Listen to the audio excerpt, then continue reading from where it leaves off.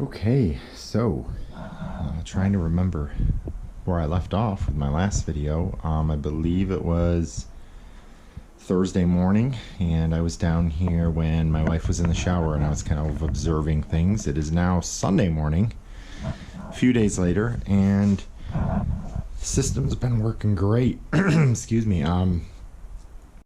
It works awesome, and I've made a few tweaks. Originally, I think I had the Aquastat set at, for the tank, set at 125 with a 5-degree differential, so it would come on at 120. And what we noticed is when this pump kicks on, which it might shortly here, I'll show you, it really drops the temperature in this tank. So it's at 128 right now. Right now I have it set at 130 with a 3-degree differential. So when that drops below 127, this will kick on. And if I can catch it, I'll show you. Man, it drops right there. So we just hit 127. Actually, I might have it set at 131 with a 3-degree differential, but we're on. Now watch the temperature on this tank. 127 is the tank, right? So we're pumping at 4.3 gallons a minute.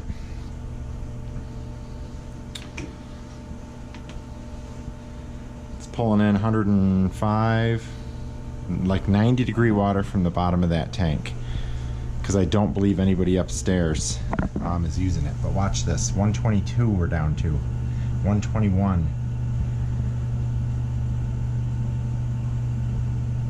120.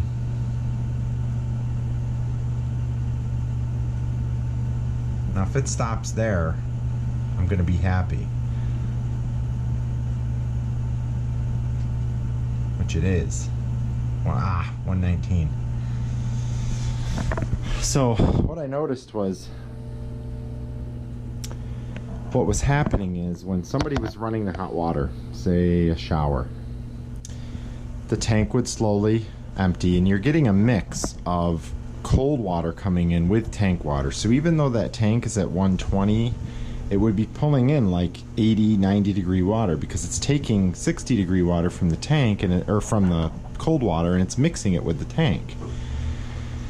And what would happen is when this tank drops below 120 that much, 117, 18, 16 it was getting down to, the person in the shower or washing their hands notices a cooler water, because the 3-way mixing valve is set at 120. So as long as I can keep this above 120 or close to it, you know, nobody on the other end will notice what's going on down here with different temperatures and different things. So it appears to be leveling off. Now we're back up to 120, so it's already gaining. But I think what happens is this pump kicks on, and it immediately, even when there's no call for hot water, it starts pulling from the bottom of the tank. That sensor is probably like around this level. So the water down here is, you know, probably cooler. Maybe 100, maybe 110, I don't know. 115, 120, if it's set to 130, I don't know. But what I've noticed is it starts to it drops quickly. So what I've been slowly doing is increasing the temperature of the tank. I went from 125 to 127, then to 129, and I think this morning I might have just changed it to 131. Now we're at 130 with a 3-degree differential. So I'm actually so let's see. I'm actually surprised it came on at 127. I would have thought it would have dropped. It would have waited until 126 to kick on, but I'll have to watch that. But as you can see here, the tank's back up to 124. For some reason, we're still reading 106. So right now is a hard test, because I do hear somebody above me. I think my wife's in the kitchen rinsing dishes or something. So usually these two will even out pretty quickly, which, as you can see now, that's catching up. 16, 17, 18 coming in. So usually these two will even out where they're almost identical, because you're pulling water right through the tank. And I've timed it. It's about a 5-minute run time. I'm trying to lower that a little bit. Maybe make it only run for, 4 minutes, 3 minutes. But we're splitting hairs. It works great. We're already back up to 126. I do hear the kitchen water running. I'm gonna let this video roll because then I can actually time the video to see how long this ran for. So, and as you can tell, we're at 125, 126 on the unit, 127 on the tank. So when that gets to 130, it'll shut the pump off. And then the tank will actually continue to rise to like 131, 132, which is okay. I think like Legionella at that temperature dies within a minute or something like that, so I'm not worried about any of that with the tank. But we're about a degree behind on the tankless, which makes sense since it's pulling it from the bottom.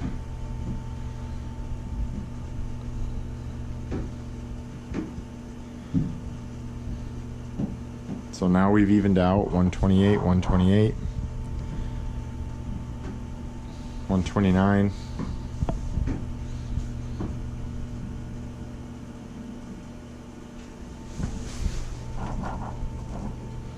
129. We usually stay right at 4.3 gallons a minute.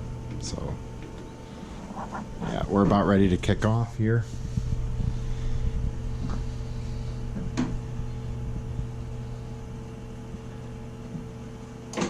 Okay, 130.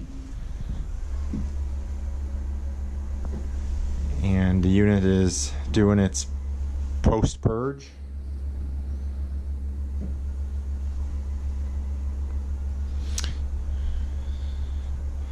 And I'm actually, this is the first time it's run since I made those adjustments earlier with the moving it up to 130 with a 3-degree differential. I'm curious, I'll have to time it in the video if it ran shorter. But I'm glad it didn't get that much below 120. It got to 119, and now it's off. So it's back in standby. The sensors are still reading temperature, but there's no flow, so it's just off. So, and the tank is up to 131, and that'll keep climbing. That'll climb another degree or two. And then the thing we've noticed is washing your hands, running the dishwasher, all the little tasks that normally with the old Bosch would fire it, even if it was only for 10 seconds, don't even change the degree of this tank by 1. You wash your hands for, I don't know, what, a minute and a half, and you're mixing in a little bit of cold. You're barely using any hot water. It doesn't phase that tank whatsoever. Where normally this would have to turn on, purge the line, blah blah blah, turn off, post purge. So now it runs. Now if nobody turns on the hot water, this thing will sit like this for like 4 hours before it loses 3 degrees. I mean, it just sits here. So anyway, yeah, that's that. I did finish tying in the pressure relief valves, and I did build my condensate neutralizer. Got this awesome idea from a friend of mine, Jeff. And what it is basically a 3-inch piece of 3-inch clear PVC. It's got marble chips in it, just 2-inch, marble chips from Home Depot. 3-inch coupling that's glued, 3-inch reducer that's glued, piece of 3/4-inch pipe which is all glued in there, and then a union. This is where the pressure relief ties in, and then it just turns and empties down into my sump pit. Now over here, 3-inch 90, which is glued together. Reducer down to 3/4, this is not glued, so this is loose.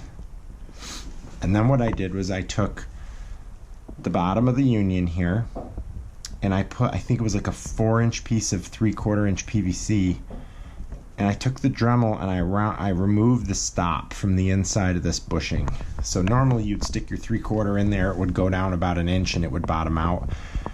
I sanded out that stop so that the pipe can flow all the way through it. And this was, again, ideas, you know, that I got this whole setup from a friend, from Jeff. So this goes down into the 90 about 4 inches. So really the bottom of that pipe is, you know, down here.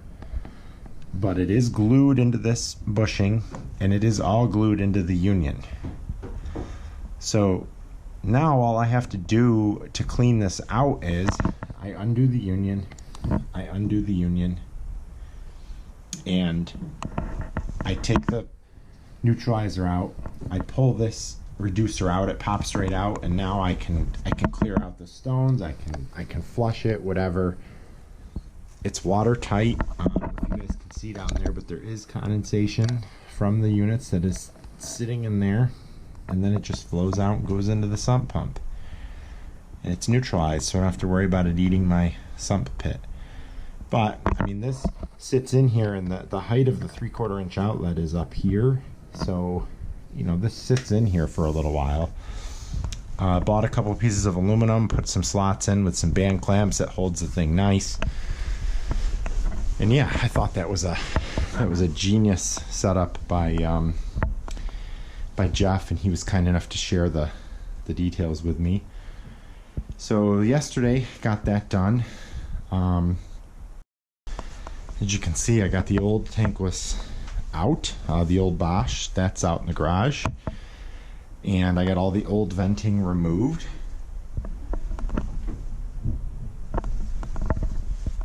So that's actually what I'm working on right now. I'm working on getting the concentric vent kit installed in that hole up there, that opening, so that I can get the venting for this second unit tied in, and then I can easy link them together and turn those valves on, and then I can have this operating like in the true way that I want it to, that I had planned. I do think, running the math, that unfortunately, I guess you could say, both of these units are going to fire every single time the tank calls, but it's just going to split the BTU load between the two. So I don't know if that's less efficient, more efficient. I mean, if you do the math, when this first turns on at 90-degree water coming in, so that's a 50-degree differential. We can even do it real quick right now. So you got a 50-degree differential. You multiply that by your gallons per minute, which we know. Multiply that by 500, which is the water. That's 107,500 BTUs when this thing first turns on, to bring that 90-degree water up to 140. So what it'll do then, since I have enough flow, is it'll essentially split it between both. So you'll have two units running at 53,000. And then as the water comes in, it'll, you know, the BT usage will slowly drop. So say once we get up to 120, that's a 20-degree differential times 4.3 times 500, you know, now you're down to 43,000 BTUs. So really both, and you'll still have both of them running at that point, because there's certain metrics that need to be met in order for these things to fire. You have to have a certain GPM, which 4.3 is more than enough at a set point of 140 to fire the second unit, and you have to have enough to meet the minimum flow of both units, which is 15,000. So if the total drops below 30,000, the second unit will drop out, and then from 30,000 down, it'll only be handled by unit number one. So I believe that's like 127 degrees. So like 13.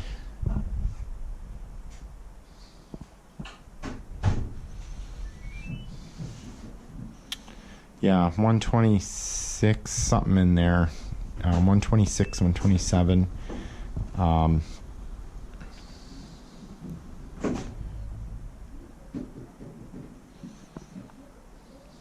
Yeah, 126 is exactly 30,000 BTU. So once the temperature between the two, the return temperature starts to get above 126, divided by 2, you're not going to have enough to meet the minimum on both units. So the unit number 2 will shut off. Unit number 1 will continue down until it's satisfied. The cool thing is they'll rotate as to which one is unit number 1 and which one is unit number 2. Primary and the parent and the child, or primary, secondary, they'll take turns, and I think it's every 100 cycles or 12 hours they switch. So it's not like this one's always going to be parent number 1 and it's always going to get, you know, most of the use. They'll actually rotate. So at some point, you know, when the system fires and it's closing and then it reaches that 126 return, this unit will stay on and this unit will turn off. And they do that all internally on their own, which is kind of the cool thing.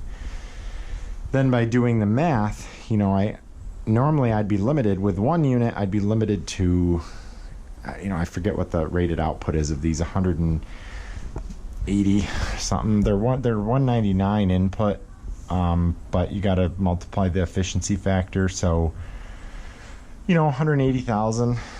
And I've been told, and I'm really on the fence here with this, 1 unit would probably work. But as you can see right there, I mean, I'm using 100,000 BTUs just with a little bit of water usage and recirculating the tank. So that's with 90 degree water coming back, I believe it was. 50 degree differential. I'm using 107,000 BTUs. That's no radiant heat, and that's definitely no snowmelt. So let's say I've got the snowmelt on, and I have return temperatures coming back from that driveway that are like 40 degrees. You know, I mean, so now you got 100 degree delta T. It's got to bring that 40 degree glycol up to, if that 100 plate heat exchanger can suck that much BTUs out of that loop, the temperature entering these units could be 40. And it's got to heat at 100 times 4.3 times 500. I'm well over 180, and that's just with the snowmelt on. That's not including if I need domestic hot water. You know, so now say all of a sudden my tank needs hot water too, add that 107,000 in there. See what I mean? You're getting up to where 1 unit might not be enough. So that's where both of them together I can get like upper 300,000 BTUs, and they'll modulate all the way down to 15. And it's all just based on return water temperature. I did do a test with both pumps on, so each pump can put about 4.3 gallons per minute through the units. And I think in one of my other videos I did a test where I plugged this in and turned it on, and I got 4.3. All right, sorry about that, I got interrupted. So what I was trying to say is I did a test. One Takeo 0013 can put 4.3 gallons per minute through 1 unit. So I was wondering, what if they're both running at the same time? What if I run into that scenario where the snowmelt is on, so that pump's on, but the tank is also calling? How many GPMs? And when I did a test where when the tank was calling, I plugged in that pump. And what I noticed was this went to 6. It didn't double. It didn't go to like 8.6. It went to 6. Now I haven't pulled the charts to see, and unfortunately I didn't have the GoPro running, where is 6 based on the I didn't catch what the temperature was coming in when I did it, but perhaps based on that delta T, 6 is the limit, because these things will restrict down. So there's a chance that the maximum is 6, but pretty sure it was warmer water coming in. I want to say it was in the 120s, so I don't think it would have been restricted. It might have been restricted at 8. I think the maximum, when you have the set point at 140, I think the maximum you can get through 1 unit is 8 gallons a minute. So I think it's just because they're technically not in series. It's not one pump after the other. That should double the flow. I think if I had one pump after another, I would see, you know, that higher GPM, but they're not. When both pumps are on, some of it's going this way and some of it's going this way. So, you know, yes, technically at this point, I've got 4.3 coming in here, and I've got, you know, technically 4.3 coming through there, but you know, it really hasn't taken into account the loss through these yet. So 6 might be it. So now I can go back knowing that, put into my charts, you know, when they're both on, if I can get 6 gallons a minute flowing through here, say I have that 40-degree water coming back, 100-degree delta T, but now we're multiplying it by 6 gallons a minute because both the tank and the Snowmelt are calling. That's 300,000. So not quite maxing out both units, but definitely above 180 for one. So, you know, and you can keep putting in the figures all the way down to 30, 32. I mean, really, the domestic side can't get below 32 or it would freeze. So, you know, let's say I've got 33-degree water coming in, which, you know, I highly doubt that 100-plate heat exchanger in there is going to be able to suck that many you know, that much out of that primary loop, but maybe. Let's do worst case scenario. We'll do 140 minus 33 degrees. That's 107-degree delta T. Now, let's say that only the primary loop pump is on right now. That's only 230. But let's say that both pumps are on. Okay, so we'll take that 107, we'll multiply it by 6, we'll multiply it by 500. That's 321,000 BTUs. Worst case scenario. I mean, that's assuming that it's sucking every BTU out of that primary loop for the Snowmelt, and it's providing enough to keep this tank gaining in heat. So, I mean, yeah, I think both these units would really be, you know, cranking at that point. But the cool thing is it's not like one unit is going to be totally floored. It'll be split amongst the two of them, you know. So really 322 divided by 2, it's 160 for each unit. I mean, they're going to be up there, you know. I would say they're going to be 80% modulating, you know. They're both going to be moving.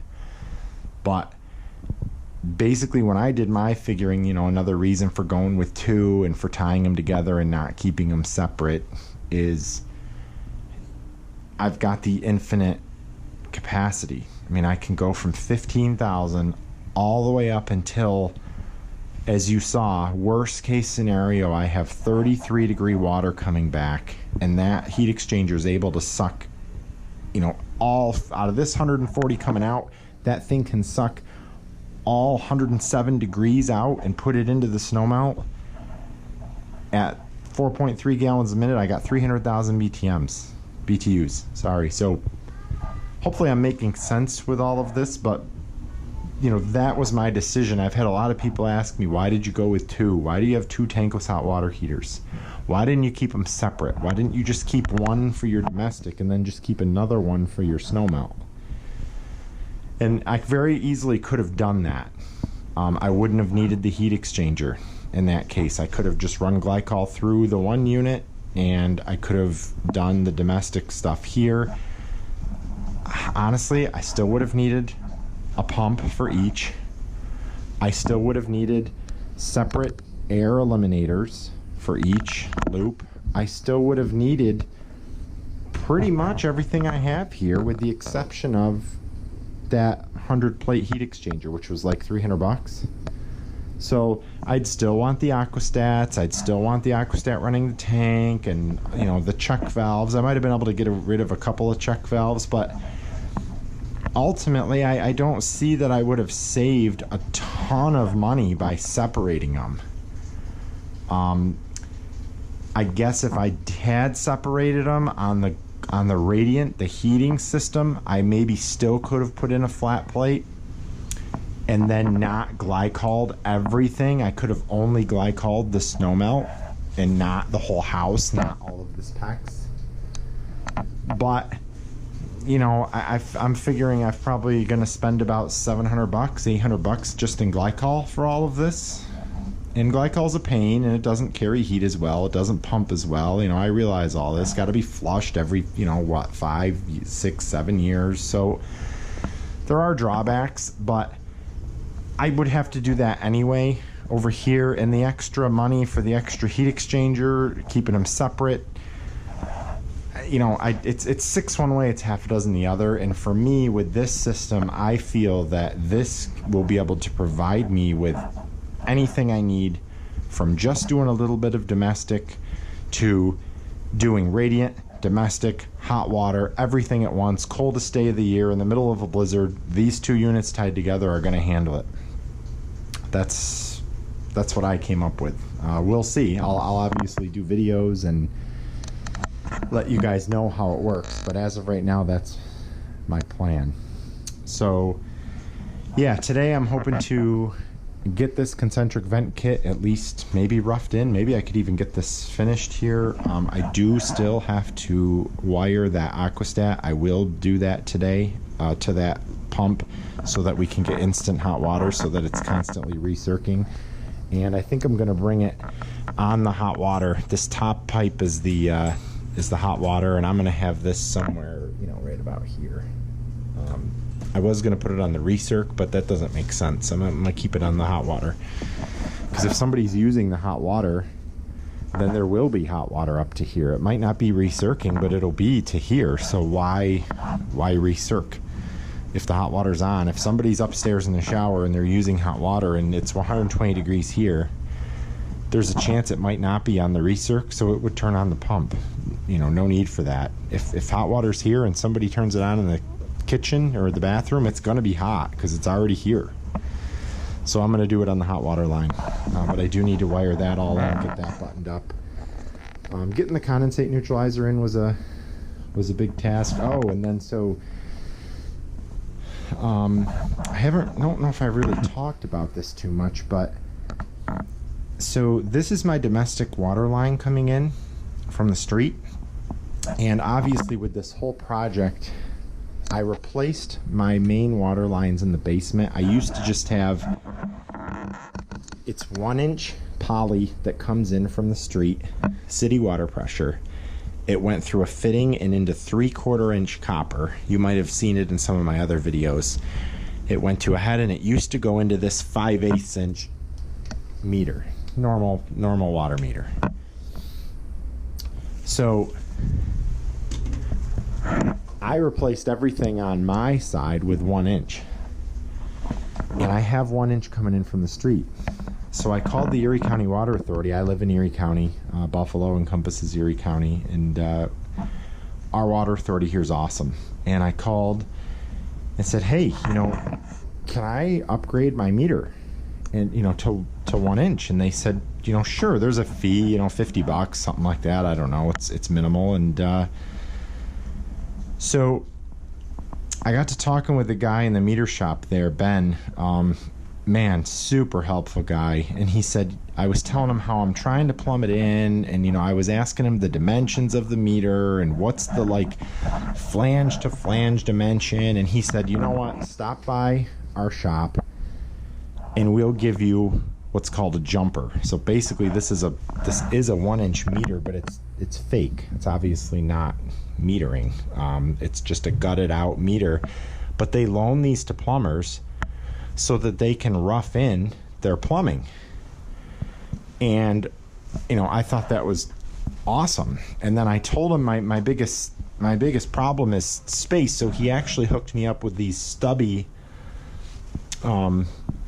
adapters on each end, because normally they're like, 2 inches long. He's like, well, try these, and he gave me these shorter ones, and as you can see, I mean, that worked out perfect. So a week ago or so, a couple weeks ago, I got the jumper installed, but my problem was I still had 3/4 inch choked down here to an old 3/4 inch gate valve, and this is from the city, so I can't turn it off, or from the water authority, so I don't have a way to shut that off. There is a curb stop. There's a hole in my front yard where you can put a key in.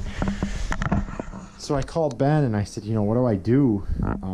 I think Home Depot sells those keys, and he was like, no, don't waste your money, and technically you're not even supposed to be messing with that. He goes, just call us. Just call dispatch. We'll send somebody out. They have people in the county 24/7 that are out there just for like emergency shutoffs.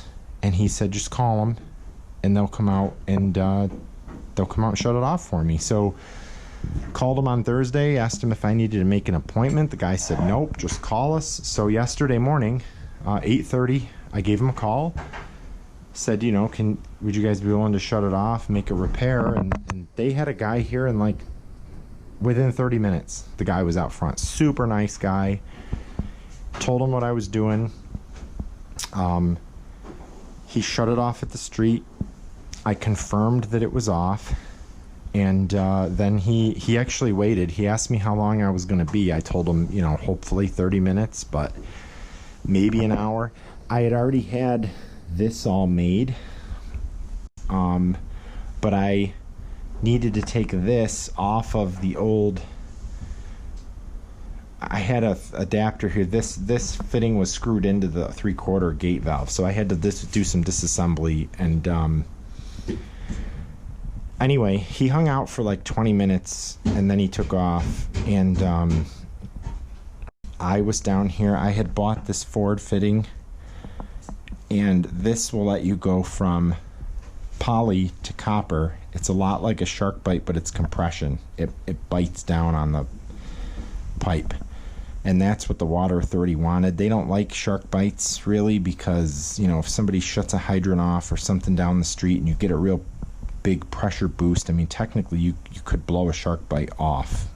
So they wanted something with like some mechanical crimping power, and you would think that these don't crimp because it is just a rubber sleeve that goes on there. But the one I took out, this used to come in a little bit higher. I cut it off because the PEX was crimped. You could see where the PEX was deformed from being crimped by the old Ford fitting that was on there.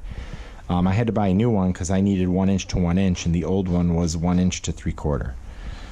So, I mean, it definitely holds this pipe. But anyway, I got this all installed, and I called the water authority back and said, hey, gave him my name, my address, I'm all set.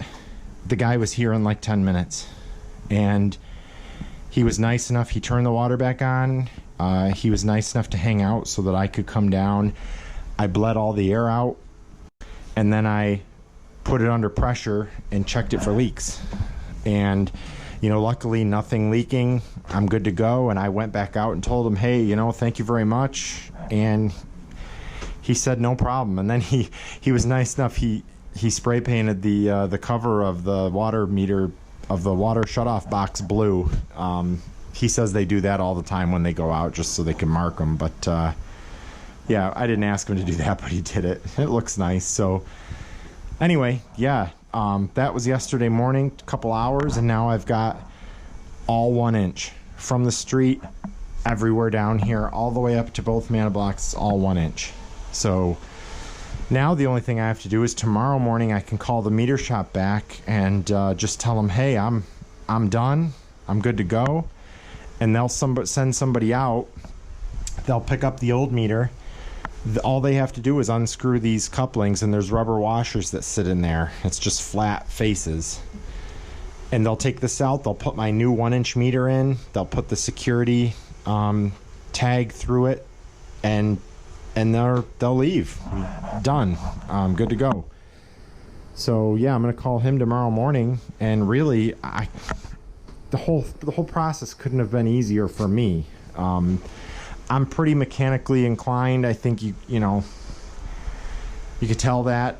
I'm probably not your average homeowner that calls them that wants to do this stuff. I'm sure they might run into somebody that wouldn't know what they're doing, but you know, I'm confident in my setup here, and everything's good. So yeah, they'll come out, swap that out, good to go. 1-inch meter, all 1-inch piping. We got great pressure, you know, 56 pounds right now, 57 pounds. That varies, but yeah, can't complain. So in the whole time I've been here talking, the tank is still at 131. So I'm gonna try to get that vent in and give you an update at the end of the day. Thanks for watching.